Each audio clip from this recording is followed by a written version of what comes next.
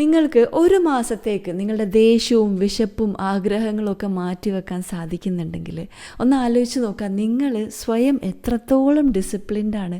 പക്ഷേ ഈ ഡിസിപ്ലിൻ റമളാൻ കഴിയുമ്പോൾ പോയി പോകുന്നുണ്ടാവും. റമളാൻ മാസത്തിൽ നിങ്ങൾ നോമ്പെടുക്കുക എന്നത് മാത്രമല്ല, നിങ്ങളെ തന്നെ നിങ്ങൾ പ്രൂവ് ചെയ്യുകയാണ് ഈ ഇമ്പൾസസിനേക്കാളും നിങ്ങളുടെ താൽക്കാലികമായിട്ടുള്ള ആഗ്രഹങ്ങളെക്കാളും എത്രയോ നിങ്ങൾ തന്നെ സ്ട്രോങ് ആണെന്നുള്ളത്. 30 ദിവസം നിങ്ങളുടെ ഇമോഷൻസും ക്രേവിങ്സും റിയാക്ഷൻസും ഒക്കെ കൺട്രോൾ ചെയ്ത നിങ്ങൾ റമളാൻ മാസം കഴിയുന്ന സമയത്ത് സ്ട്രെസ്സും അൺഹെൽത്തി ഹാബിറ്റ്സും ഡിസ്ട്രാക്ഷൻസും ഒക്കെ ഇങ്ങോട്ട് ലെറ്റിൻ ചെയ്യുന്നുണ്ടെങ്കിൽ എന്തോ ഒരു പ്രശ്നമുണ്ട്. ഭക്ഷണത്തിനോടും വെള്ളത്തിനോടും ഒരുപാട് സമയത്തേക്ക് നോ പറയാൻ നിങ്ങൾക്ക് സാധിക്കുന്നുണ്ട്.